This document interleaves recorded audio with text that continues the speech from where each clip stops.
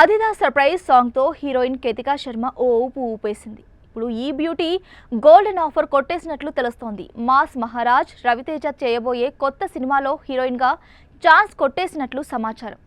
ఈ movie click అయితే ఈ బ్యూటీ రేంజ్ మారిపోవడం ఖాయం.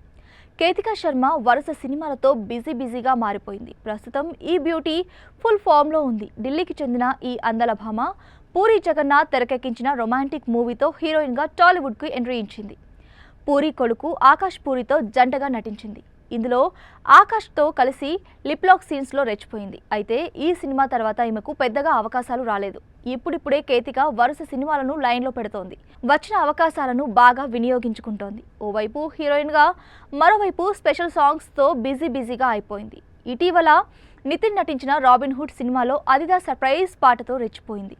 ఈ సాంగ్లో రొమాంటిక్ లుక్స్తో కుర్రకారును ఓ ఊపు ఊపేసింది. ఈ సాంగ్తో మరింత క్రేజ్ సంపాదించుకుంది. ఇదే సమయంలో మరో సినిమా ఆఫర్ కొట్టేసింది. టాలీవుడ్ స్టార్ హీరోతో రొమాన్స్ చేసేందుకు సిద్ధమైంది. ఆ స్టార్ హీరో మరెవరో కాదు, మాస్ మహారాజ్ రవితేజ. ప్రస్తుతం రవితేజ హిట్లు ఫ్లాప్స్తో సంబంధం లేకుండా వరుస సినిమాలతో దూసుకుపోతున్నాడు. ఇప్పుడు మాస్ జాతర అనే సినిమా చేస్తున్నాడు.